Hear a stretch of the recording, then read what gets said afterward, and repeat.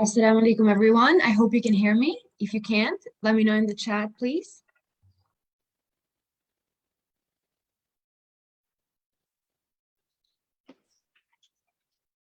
Okay. So first of all, welcome to our Ramadan program. I hope you enjoyed the last session if you joined us live or if you watched it after. Today, it's going to be a special edition. We're here with Sister Maryam as well as with Sister Ariba. She's the founder of Emaan Power.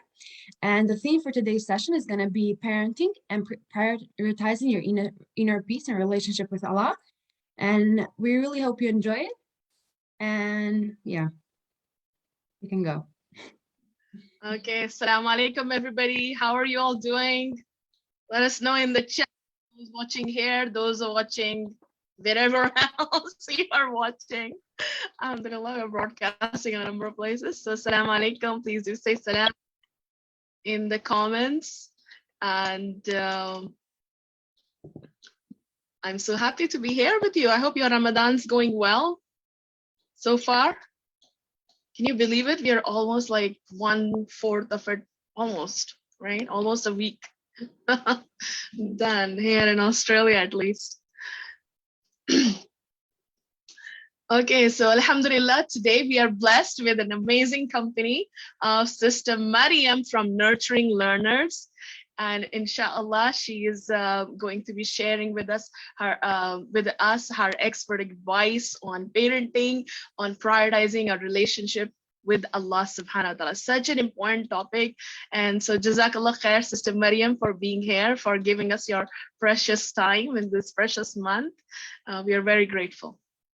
Jazakallah khair for the opportunity, and I'm really looking forward to speaking to you all, inshallah. Okay, so, and you guys are welcome. Any questions you have about this? We want this to be really more like an open discussion with you. You know, especially all of you here on Zoom with us, and even those on Facebook. You know, it's a great opportunity. You can ask questions. She's here with you live.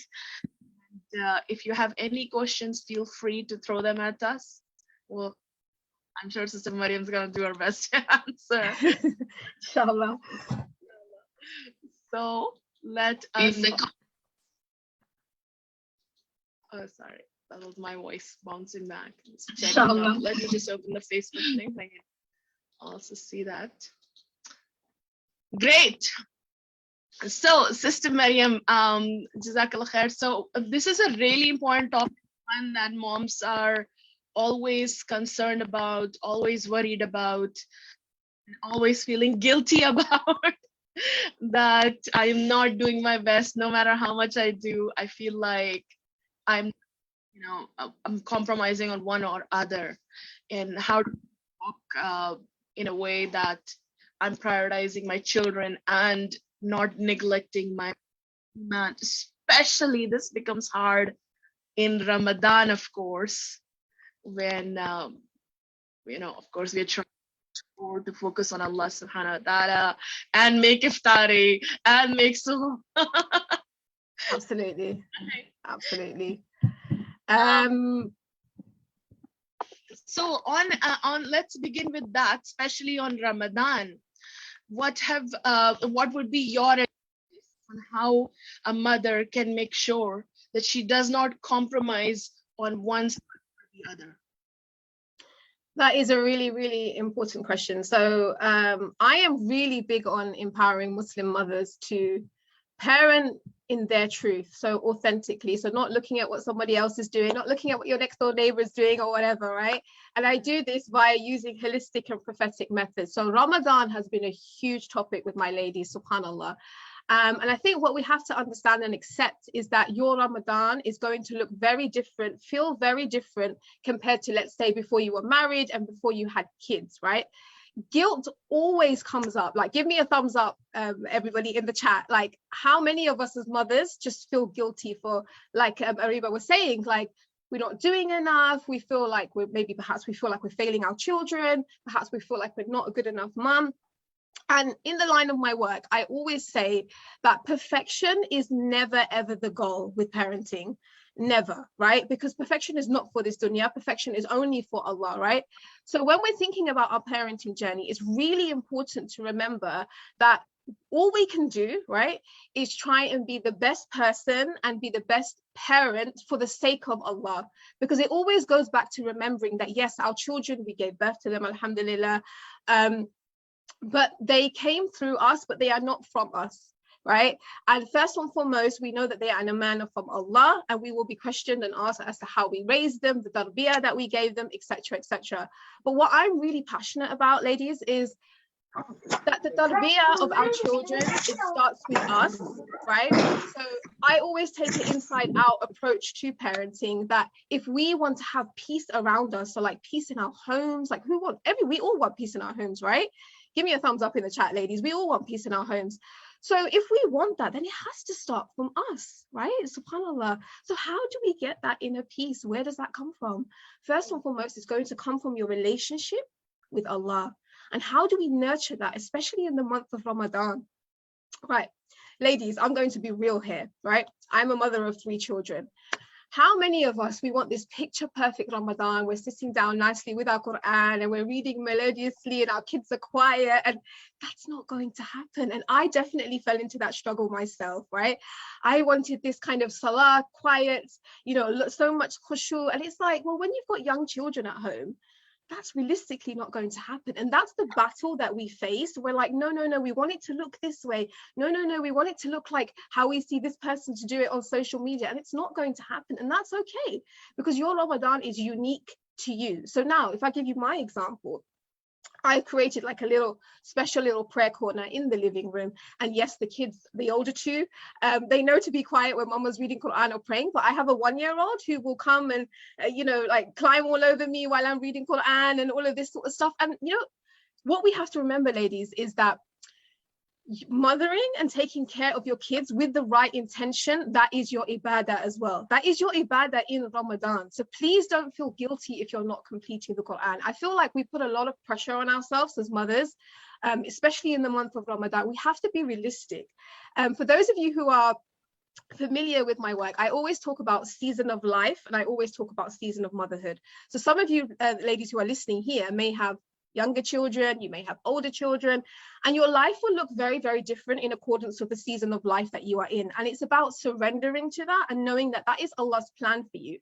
And Allah, you know, Allah loves gentleness, and Allah is, subhanAllah, just so kind, and He sees your struggle. And just to know that your reward is with Allah. So I hear you and I feel you, where if you're struggling with, you know, Ramadan, and maybe there's acts of ibadah that you wish to do, but to remember there's so many variations of ibadah. It's not just, you know, sitting on your prayer mat all day, for example, or reading the Quran all day. For some of us, that's not realistic, right?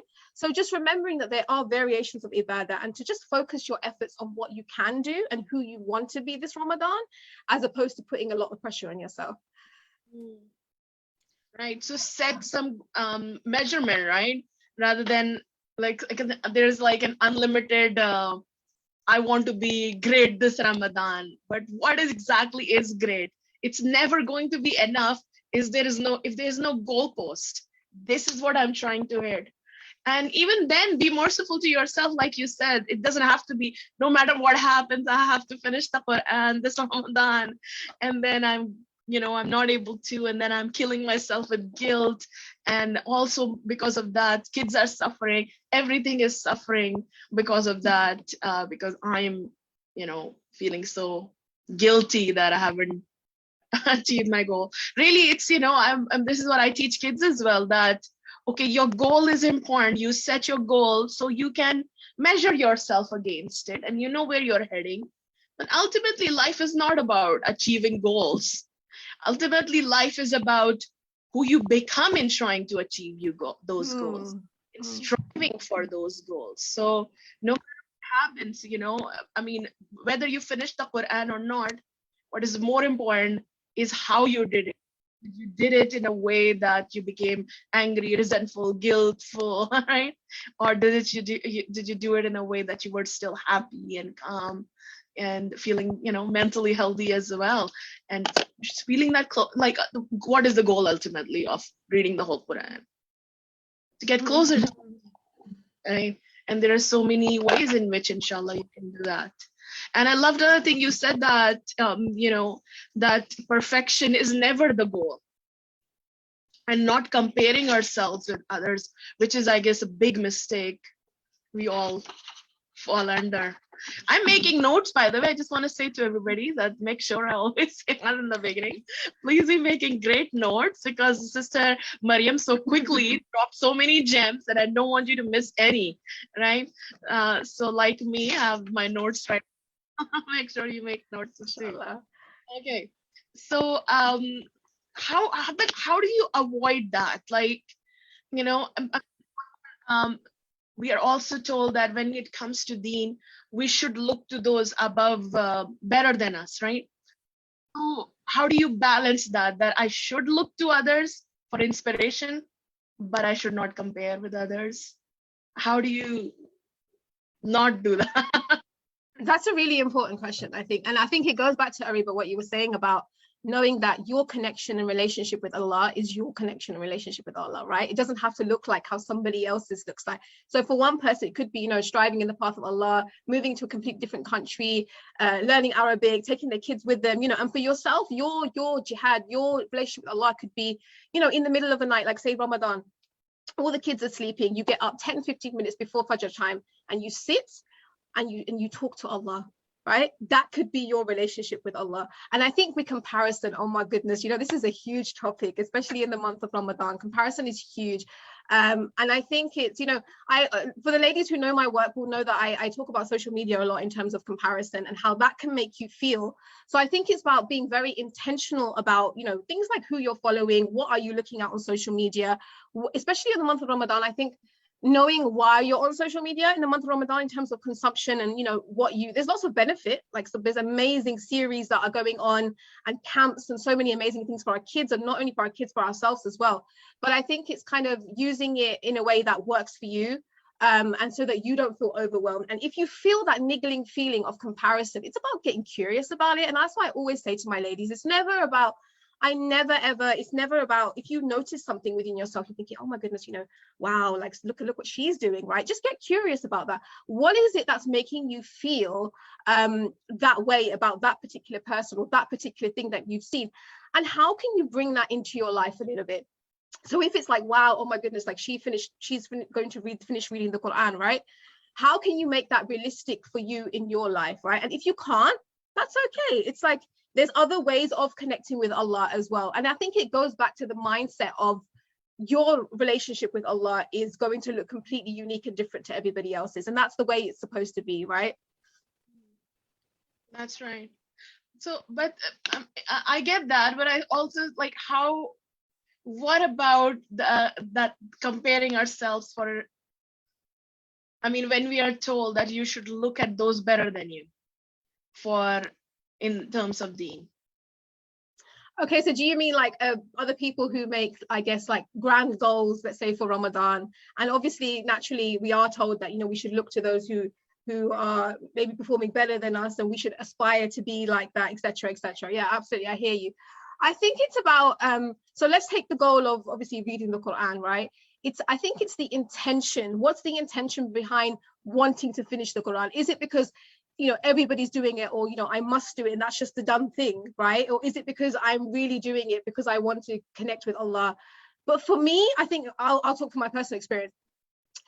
I always look at it as quality over quantity. So for myself, I see it as, okay, if as a mother with young kids, if I find that it's difficult for me to finish reading the Quran, maybe I can read as much as I can, or maybe I can read a page a day and truly absorb and understand the meaning and the tafsir behind it, right? And maybe for me, obviously only Allah knows, my reward is with Allah. Maybe for me that I guess that quality of that ibadah is going to work better for me, as opposed to rushing and, like you said, feeling regretful, being angry, shouting at the kids because you haven't finished the Quran, and maybe lashing out on them or shaming and blaming yourself. And I think with the aspect of shaming and blaming, a lot of that comes from Shaitan, in the sense that he wants to keep us stuck, isn't it? So you think, oh my goodness, I'm halfway through Ramadan and I haven't even got anywhere near, half of the Quran. And you think, what's the point, right? Subhanallah. And then that kind of like destroys your any sort of motive or gear to kind of carry on with that ibadah. And that happens a lot, especially in the middle of Ramadan with the burnout, and you just think, what's the point, right? So I think in answer to your question, going back and answer to your question, it's great. Like finishing the Quran is an amazing goal, mashallah, and I think we should all aspire to it. But I think it's also about being realistic and knowing that there are other ways of ibadah, and you can look up to people who are doing incredible things, mashallah. I think, but it's that thin line of kind of making it work for you and then not kind of leaning into that comparison. And if we are falling into that comparison, it's just getting curious about why are we doing that. Yeah, very I feel like I'm going part here what you're saying. So I understand. Okay, we talked about that. Okay, take it easy, right? Don't make it too hard. And definitely, like you said, shaming and blaming, that's really coming, perhaps a lot from shaitan. That it's not strengthening, it's not helpful to you at all, that you're just blaming yourself, blaming anywhere, anyone, anytime, including yourself, is never a good idea. Rather, you should take responsibility. Okay, so maybe I did spend half of Ramadan watching Netflix instead of reading Quran. So even if that happened, instead of blaming, I take responsibility and do better now, what I can do to fix that situation now. So yeah, I mean, to balance that, and how do I make sure that I, like, a lot of the time what happens with people then, yeah, I'm just doing my best and I'm actually not doing anything. And then there is a lax, like, yeah, I'm just being merciful to myself. And I remember, like, this was like a lightning bulb moment for me when I was sitting with a mom and she said, I'm so busy during the day. And so I said, okay, what is your routine? And she explained to me, I do this. And if I get time in the day, then I try to read some Quran. And so that statement, I feel like when she said that, it like hurt me. And I was like, I wasn't like, I wasn't judging her, or I wasn't offended by her.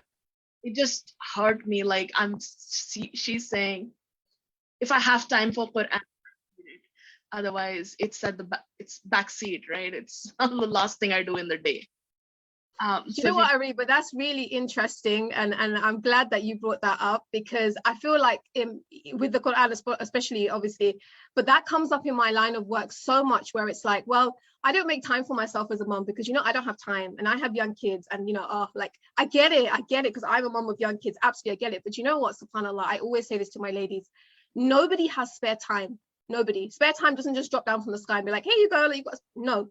You have to make the time, and that comes into your priority, right? SubhanAllah. So like you said, where you're watching Netflix, where you're scrolling on your phone, where you're doing XYZ, what can you use that time for, right? So I love what you said, because I think that's huge and it's really important. And again, linking it back to Ramadan and linking it back to, obviously, like your inner peace and your relationship with Allah, it's all about your priorities. And it's no one's coming to save you. And this is something that I learned in my mothering journey. Nobody is coming to save you, right?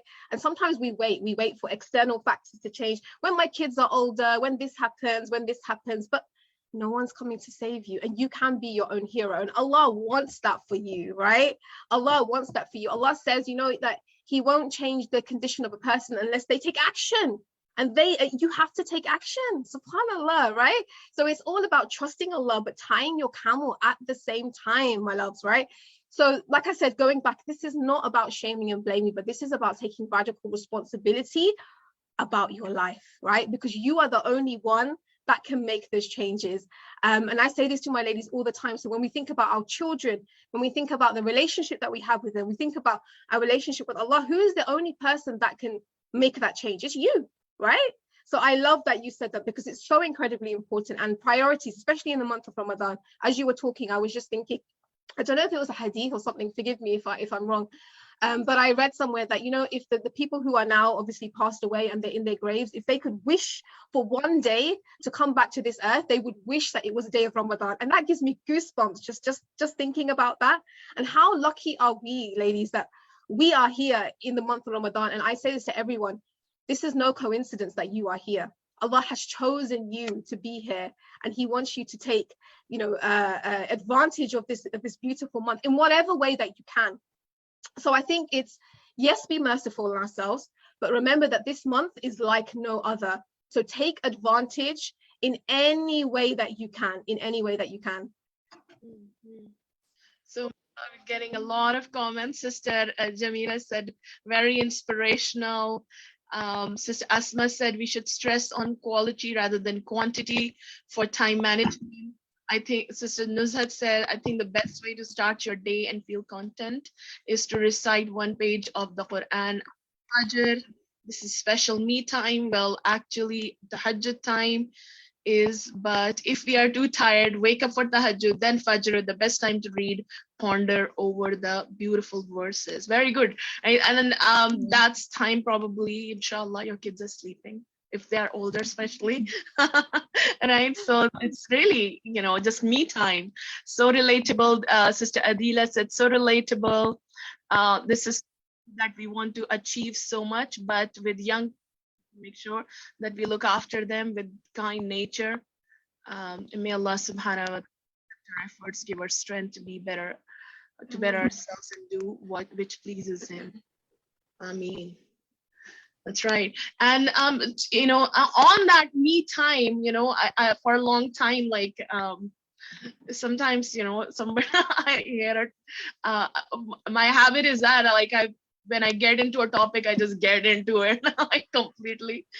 I was like really getting into the or just challenging the thought of like, okay, now suddenly in 10, 20 years we're hearing a lot about self-love, and like, okay, this is a new term, but the concept must not be new. The concept must be there forever. It's something that we all suddenly really need. We probably just have different terms and different languages for it. And really, I mean, isn't this self-love that me, you know, taking care of my soul, isn't my Salah self-love? And as Sister Nuzhat said, that's your time. And your me time doesn't have to be, I'm gonna go to a spa and just chill, or yeah, definitely going for walks. All of that is great. I'm not saying don't do that, but, and you know, not everybody has the opportunity to do that or the time to even do that. But the best time, that was the, you know, Prophet Muhammad, we talked about this yesterday as well, that he would say, give me comfort. Salah was comfort for him, but we are looking for comfort everywhere else to go relax, and worship is like intense time for me. That's like work that I have to get out of the way, done and be out of the way. Okay, I've done this much Quran, instead of, okay, that's my fun time. That's my fun time. Let me just enjoy that time. Wow, a lot more comments. I usually get this time before sleeping when I write my to-do list for the next day, then sleep. Okay, we have, okay, sorry, just a lot of comments, mashallah. I think you really hit the topic, their hearts. A lot of moms and people are really relating, mashallah. With the age of the kids, the priorities change. When the kids are young, the time can be availed when the kids are sleeping. When they are older, worship can be along with the kids. Yeah, great idea, isn't it? And this is really what we are saying with this program, especially, that don't make it so that you go do your thing, I'll go do my thing, but come together in worship of Allah subhanahu wa ta'ala. For me, those are my best memories from childhood, worshiping along with my mom all night and side by side with her. Okay, great. So anybody has any questions they would like to ask, please go ahead. This is a great opportunity. Sister Maryam is right here. You can ask whatever you want. I always say to my ladies that, you know, subhanallah, your the way that you parent your child could be your means to enter Jannah. Yes. SubhanAllah, you know, and it is, I love what you said there, Ariba. I just wanted to say this. You know, these new modern concepts of Western psychology and all these Western concepts that we have of, like you said, self-love, and even with like parenting, we talk about, you know, being kind and merciful to our children, subhanAllah, and we have gentle parenting and all these umbrella terms, right? Let's look to our Prophet Muhammad sallallahu alaihi wasallam. Look at the way that he treated children with so much mercy and so much love, right? So when we think about our parenting, and in a lot of our cultures, we have been parented very, very traditionally, very, very harsh, and, you know, tough love and all of that sort of stuff as well. Let's go back to the Sunnah, right? How were children treated? And I hear you, I understand motherhood is difficult. It's it can be, you feel like pulling your hair out sometimes, but it also gets to be very, very beautiful as well. And I always say to my ladies, let's not be a victim of motherhood. Let's thrive in motherhood as well, inshallah. And yes, you can. I've been on that journey. I know how difficult it is, but now, you know, it's all about, again, going back to inner peace. It's about doing the inner work. It's about raising yourself first, and I think we'll be talking about this next week, so I don't want to talk about it now, but it's about raising yourself first. And if I know a lot of us here, some of you ladies here, and let me know in the chat, might be here thinking, you know, I have so many, I guess, like things that I maybe don't want to do from my own upbringing, and things that I do want to carry forward from my upbringing, so, you know, generational cycles and all of that, and Allah will give you the strength. And that's why your relationship with Allah has to be absolutely core of everything when it comes to parenting and everything else in between. Yeah, mashallah, I love that victim of motherhood. Like, that's a question I think every mother needs to ask herself. I love that you put it right there. A lot of people might be hiding from that. That's what I'm actually doing. I'm being a victim of my motherhood. And you talked about this a little bit earlier as well, when you said that, you know, sometimes we might be just kind of, you know, well, my situation is such that my kids are not letting me worship, that's not letting me worship, and waiting for someone to save me, and that's not gonna happen, right? This is the situation Allah has put through. This is the time right now, that how do you do, and inshallah the fruits of it are, you know, not only you but your children are going to enjoy the fruits of what you do in this time. Like, we want our kids to leave all the distractions and everything and just focus on worship. On the same you know, on the other hand, we are using them, their personalities and their habits as an excuse not worshiping and not doing our very best. Just really, this is a great example for, I had a challenge, you were the challenge, but look, I managed myself, right? And not using anything as an excuse, right? I mean, even just dhikr, right? If nothing else, nothing can stop your heart, really, Absolutely, from doing a dhikr of Allah subhanahu wa ta'ala. Whether you are cooking, you are changing, I don't know if you can do that while changing nappies. Only in your heart. Right. But whether you're feeding them, whatever you're doing, however old you are, dhikr is something you can constantly do. And, you know, personally, I don't set a goal that I have to finish the Quran every. And as you were saying, for different people, you connect in different ways, right, with Allah subhanahu wa ta'ala. And for me, I used to be like, well, okay, read the Quran, read the Quran, read the Quran, read the Quran.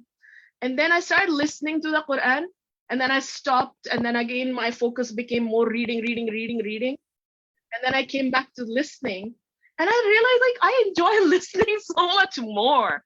It is much more impactful on my heart. That's to do with the, you know, modalities of human beings, that some people connect more or are more auditory, some are more visual. So I'm clearly more you know, audio oriented. So I would read the same thing, or I would listen to the same thing, or listening has a much more impact on me. So you need to see what works best for you to achieve the ultimate goal. Okay, we have some questions, so let's get there. Okay, how can we convince? Okay, maybe I think that's a question probably best for next week. Asking Allah to guide us how to we best train our kids so they be sadaqah How to handle tantrums of children. Even we accept them, accept them, soothe and calm them down, but still they're adamant, screaming in public. It's embarrassing as we feel it reflect our parenting, but I've tried my best to be calm and gentle parent. Would you like to? That's a really interesting question, and I just want to I just want to emphasize on that bit, the embarrassing bit. I get it. I absolutely get it, right? And this is where sometimes as parents we have unconsciously connected, like the sister just said, connected our self-worth to our children's behavior. So it's like when they have a tantrum, it's like, oh my goodness, like what are people going to think? Oh my gosh, like, you know, they're having a meltdown. That means I'm a terrible parent. I don't have any control over my child. They're going to think that child is out of control. What is the mother doing, right? And I think this is where sometimes the struggle comes in, because we have connected that. It's like we take it personally. It becomes a personal attack, right? So going back to how do you hold your inner peace, right? And this is where the inner work is so important, where it's really understanding that the way that your child behaves, right? They're behaving like that because there's so many reasons why they have a meltdown, right? So many reasons. And we have to try and see under the surface for why they're having that meltdown, right? Once we understand that concept, then we can understand that, hey, okay, so my child's behavior is not a reflection of who I am. It's not a reflection of my good or bad parenting or whatever, right? But I always say this to my ladies, that the ability to sit with your child's emotions is the ability to be able to sit with your own, right? So it goes back to us. And this is why I'm so huge on tarbiyah. When we talk about tarbiyah, it starts with our own tarbiyah, right? That's where it starts from. But yeah, I just want to say, absolutely hold space and hear what you're saying about how difficult it can be, that even when we, you know, soothe them and validate their emotions and do all of that, they're still crying. And I think with the crying aspect, we have to understand that crying is not a good or bad thing. It's just an expression of our emotion, right? So it's a release, right? Let's tell me in the chat box, when we feel down or we're having a terrible day, and sometimes, you know, we have time as mothers to just cry, how much better do we feel after crying, right? And it's exactly the same thing for children as well. So sometimes it's just letting them have that emotional outburst and express that. But then sometimes it's more about battling our own feelings about what that looks like to other people. So I think that's the interesting point there. Sister Nadia is asking, I think more than anything else, lack of sleep is the biggest issue during Ramadan, especially when you have small kids and they keep waking you up in the middle of the night and you have to make suhoor. It gets really tough. How to overcome it? SubhanAllah. Someone give me the answer to that one as well. Let's be real, right? I mean, like obviously with young kids, you know, babies, toddlers, very young kids, 4, 5, you know, subhanAllah, it's tough. I wish I had answered that question in terms of how do you overcome that, but I think suhoor, like be very intentional with what you are having for suhoor in terms of giving you energy. If you can, see, I'm real. The ladies who know my work, I'm real. I'm not going to tell you to go and have a nap, because sometimes it depends. It might not happen. You might not have the support. If you have the support, alhamdulillah, great. When your kids are napping, lay down, close your eyes. If you can't rest, close your eyes, right?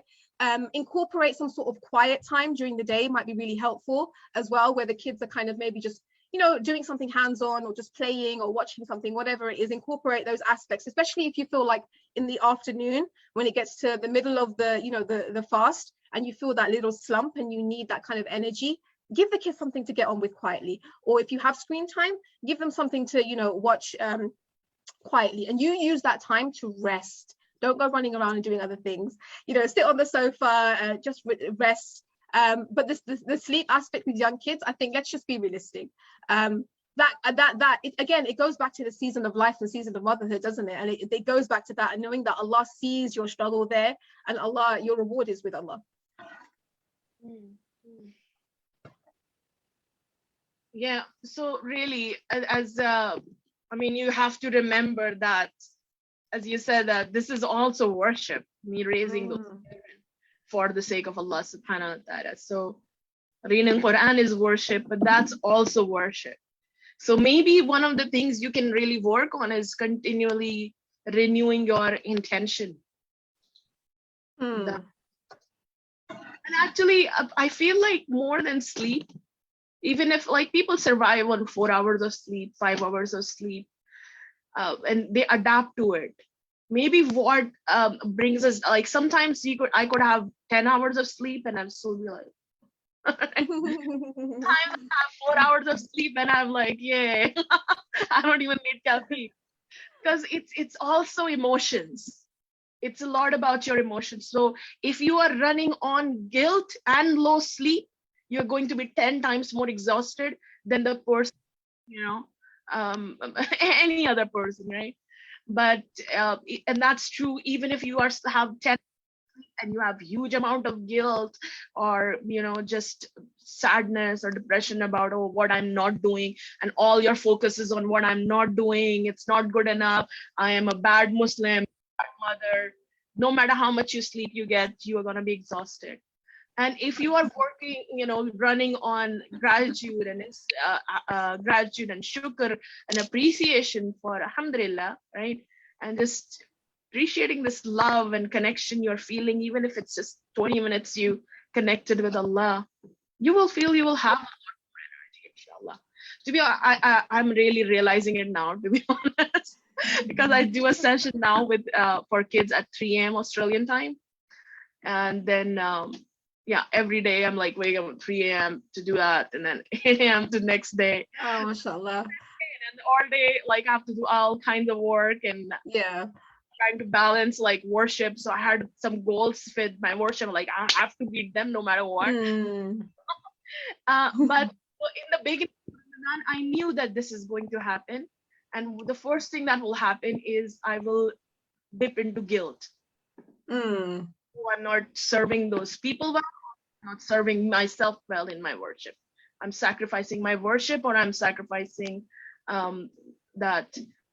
So, I made a plan of action before Ramadan started on how I am going to keep myself in a positive state. So once my emotion goes down and I'm overwhelmed and exhausted, khalas. Down from there. So I have to, first thing in the morning, I have to work on that, and constantly throughout the day, work on keeping my emotions in the right place, appreciating what I'm doing, not, as you said, comparing or looking at, oh, somebody said this, why did they say that? Or, oh, I didn't do this today, about, oh, I only read Quran for half an hour, not 1 hour today. So, but focus on alhamdulillah, I did that, and tomorrow I'm gonna make sure, or what do I need to cut better tomorrow? What do I need to do? Actually, I have a big diary at Fajr where I try to note down what I can do better tomorrow. So obviously all these things depends on your amount of time you have. So dedicate to that. If you have kids jumping on you, which I don't.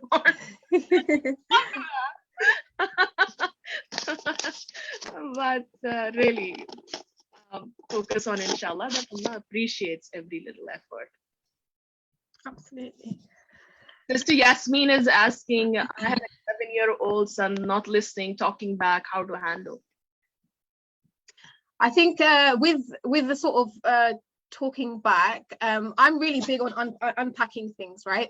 So I think, is it talking back in terms of like disrespectful, rude, etc., etc. And I think when we find that our kids are doing that, it's just a lack of connection. That's all it is. But we take a personal attack to that. Going back to what I was talking about in terms of disrespect, that's really interesting. SubhanAllah.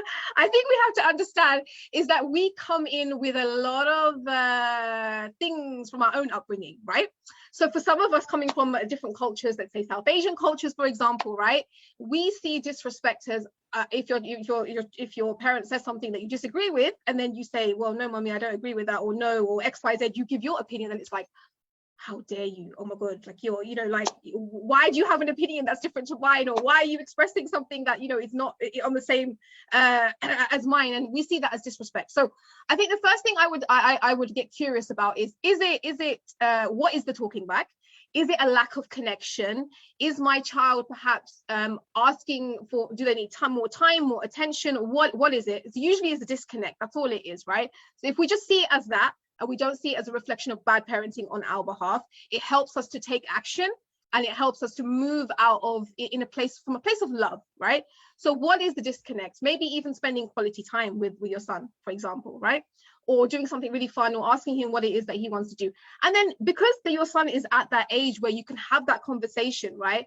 And build that connection with him. And I'm really big on building these wholehearted relationships with your children, right? So I think I would look at two things. Just looking at the angle of what that talking back, and is it really disrespect, or is it just a lack of connection? And can I build that in with a little bit of quality time? And when I talk about quality time, it doesn't have to be big. So I understand if you have other children, it can be like 15 minutes, 20 minutes, right? And giving them the chance of, okay, what would you like to do together with mom? They might look at you and think, what, like mom's never done this before, what's going on, right? But it's something that they'll get used to. And you can do it every week, every 2 weeks, whatever works for you, right? So don't look at it as, oh my gosh, you know, I've got a terrible relationship with my son, or he's so, you know, he's just so rude or disrespectful. Let's reframe it. Maybe it's just a lack of connection, and we can work on that. We can do something about that, inshallah. Very important. Yeah, reframe that. So a lot of the time, expect from kids will turn out to be exactly that. So if I want to share like this one story of a mom, and she having a really difficult time with her daughter, and I don't think it's like completely all resolved now, but and I meet moms like that all the time, but and so many give up, that's it, my child is just going on the wrong way, and this is just how it is, I can never direct them to the right way, and that's it, doom. And I don't know what to do. But on the other hand, this mom, she would not give up, as I know most moms do not give up, and she educated herself. And she was doing course after course for herself and trying to learn how to better communicate with her, how to better understand her daughter and their relationship. And mashallah, now, you know, last I heard, her daughter wants to learn to do her Salah. She's a teenager, and but unfortunately, maybe she's forgotten. And in fact, she wants to even learn more about Islam. So alhamdulillah, huge progress from where she was, like title and into all kinds of haram. But alhamdulillah, I would ask everyone to make dua for her, that may Allah subhanahu wa ta'ala help her and guide her daughter and bring her to the straight way. And in fact, inshallah, you know, nothing is difficult. Make her a great inspiration for many future children, inshallah. I mean, I love what you said there, Ariba, because I was going to say that for the ladies who I work with, it's so important to remember that you cannot give your child what you don't have, right? So your development, your self-development as a parent is so incredibly important, like you just said, in terms of understanding a child, how their brain works, what is their behavior, what does that mean, right? But not only understanding your child, but also understanding yourself, subhanallah. And that just works. And that's why I say that I really, truly believe that parenting needs an inside out approach. And that's why I'm so big on your inner peace as a parent, right? And your inner work and your relationship with Allah, because naturally that's going to have a ripple effect on your children, right? Isn't it? Let's take it to Ramadan, for example. And I think some of the sisters here were saying about, you know, their own childhood memories of Ramadan and seeing their parents, you know, maybe the mom reading extra Quran, or dad going to the mosque, or whatever it is, right? Understanding that the biggest thing that's going to impact your child in Ramadan is you. It's what you're doing, because that's the first thing they see. When we think about Islam, right? The first thing your child is going to see Islam is through your actions, your behavior, how you're treating other people, your relationships with other people, right? Your ibadah. It's just through watching. How many of us have toddlers, or obviously we've had toddlers, you know, copying actions when we're praying Salah and etc. and etc. So I think it's so important to focus on ourselves, but from a place of just accountability and responsibility, not from a place of judging ourselves, right? Because that's going to keep us stuck, right? So just from a place of taking responsibility, taking accountability, and just know that we are the role models. And we know this, ladies, we know we are role models to our children, right? But we have that, and I say this to my ladies all the time, that we have this awareness, we know that, but what are you doing about your awareness? How are you stepping into it? Do you need to learn new skills? What is it? Do you need to do a program, a workshop? What is it that you need to do? Step into that, inshallah. Take that action. And I promise you, like my own experience and the ladies that I work with, you will see the changes in your children through the inner work that you do yourself, inshallah. And mashallah, I mean, the fact that all these moms, you are all here listening to us, you are one of those people who are trying to grow, Absolutely. trying to get better. Otherwise, you would not be sitting here for last, we have been here for almost 50 minutes now. You would be watching some Netflix show right now. But you are here because you're trying to grow, trying to get better. And may Allah subhanahu wa ta'ala guide you and help you in that. And I love what you said, that not from a place of judging yourself. So I feel like a lot of the times, like, because my focus is on the kids. So often I feel like, okay, encourage, how do I get my kids to pray? I was like, oh, you have to pray first and on time. Only then, how can we guide our children if we are not doing it? I get that, right? But it also does not mean that I am going to lower my standard with my children because I am filled with guilt that I'm not doing perfectly. And when I am praying everything right on time, early, tahajjud, fajr, Quran, that day I will guide my children like that, the way I should, right? One of the best things your children can learn from are your mistakes, and you showing them I'm learning from my mistakes. I am not perfect. And when I make a mistake, this is how I approach a mistake. Because all their lives, that's one thing I can guarantee you they are going to do, make mistakes. That's part of their life. But most people don't know how to do their mistakes, especially today with kids. They are like, oh, I made a mistake. I'm a bad Muslim. That's it. I'm going to go down that way, the haram way, right? I'm a bad person. I'm not like my mom, dad, who are perfect beings, right? It should be what we need to, like, I'm also not perfect. I'm also struggling. And this is how I deal. This is how I strive. This is how I deal with it, right? Oh, I also miss Fajr, but then this is what I'm feeling about it. I also feel bad, but then this is how I overcome that challenge, right? I look at what can I do to improve my Fajr next day, inshallah. So this doesn't happen. So teach them that. Teach them to learn from their mistakes. Go on a journey together with them, not like, let me go ahead first. When I'm there, I will call you. Absolutely. No, I love that, Ariba, so much, because we're still growing as parents and we're going to make mistakes. We are, like, when no one's perfect, right? And it's how you pick yourself up and what your children see you do from that is how they'll learn to, for example, like as they get older, for example, if, they didn't wake up for Fajr or they didn't pray or something happened, right? It's like, well, it's that kind of, what did my mom do or what did my dad do? How did they pick themselves up? It's that kind of emotional blueprint that they get from you, isn't it? SubhanAllah. And it's remembering that you're growing, your child is growing, and it's that lifelong journey of growing together. That's it. You're growing together. You're on the same team. It's not parent, child. You're together. You're problem solving. Of course, we all know we're going to come across challenges and problems, but you're doing it together because you're on the same team. And yeah, absolutely agree. I'm so passionate. I'm sorry now. But if I'm looking at a child who's not missing every prayer. Now, like you talked about this just now, that you need to reframe that. It's not that, like, I look at the kid, this kid just doesn't care about Salah. He just could not be bothered. That's me judging that child, that's how they feel. Maybe they absolutely do not feel that way, and you will be surprised. I have been surprised that the kid who seems like he just could not be bothered about Allah, actually maybe he has a desire in their heart that one day I wish I could read the Quran. I've seen moms being surprised, like, my kid wants to read the Quran. I never thought, I thought they don't care at all. But they have that desire, but all that shame and how maybe we are looking at them like, you don't pray every day, we're just yelling at them. Get up and pray, you don't care about Salah. So they start feeling that. So and I still actually specifically want to talk to Sister Yasmin, who mentioned that I know you recently also in mashallah invested in my Guide to My Mother's Heart, which is a program I have for moms developing a relationship with kids.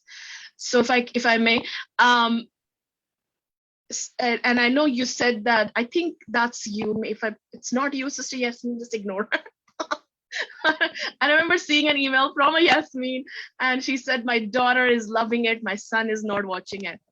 And it's amazing that your daughter is watching it, right? Appreciate that.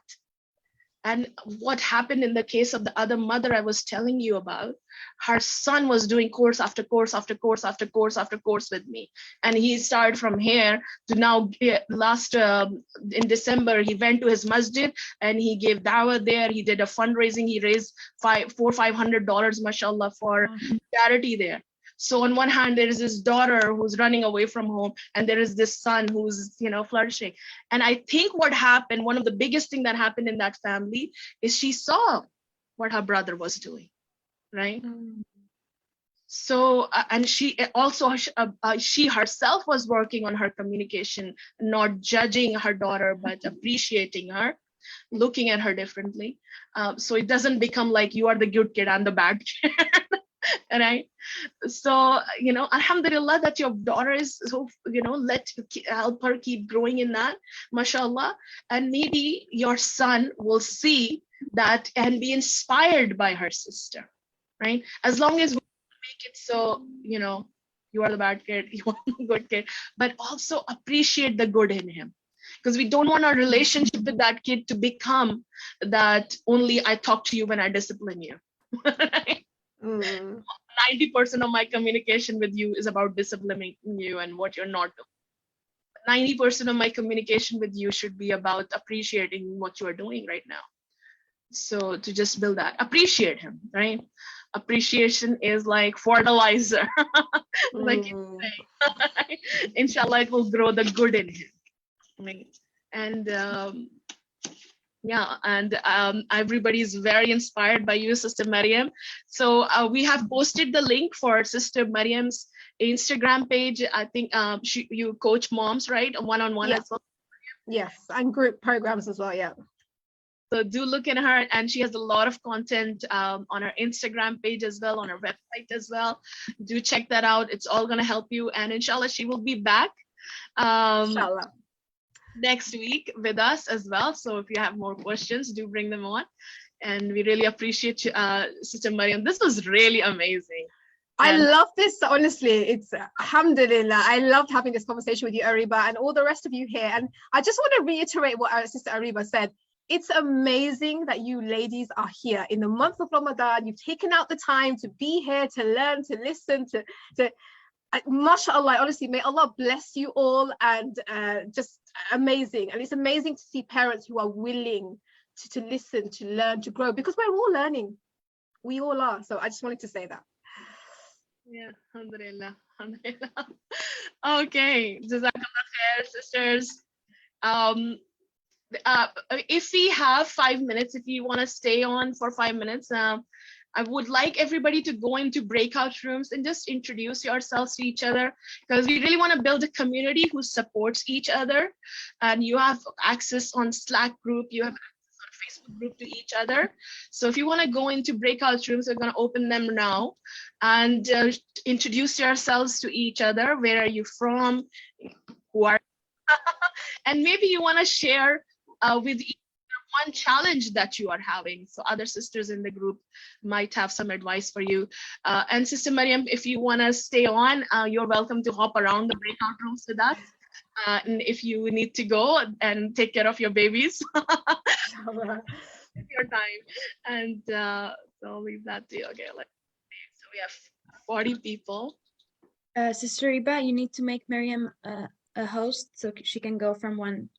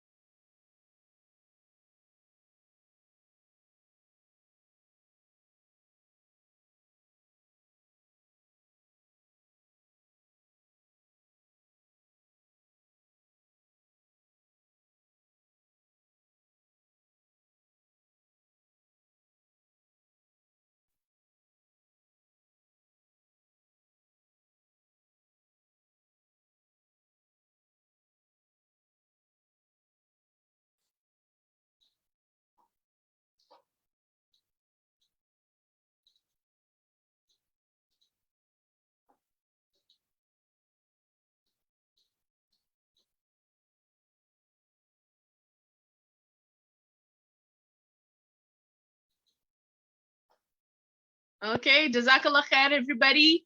I will see you guys, inshallah, in the next session. And check out the schedule. We'll share the link in the chat for the schedule. And this evening, we have the kids session with me, and we will discuss dreams of paradise today. So I'll see you and your kids both there, inshallah, working on some beautiful dreams of paradise, inshallah. So that session is 6:30 p.m. UK time. Okay, so look forward to seeing you there. Jazakallah khair, everybody. And Jazakallah khair again, Sister Maryam, for your time here today. Really appreciate it. And she will be back next Wednesday, same time. Assalamu alaikum.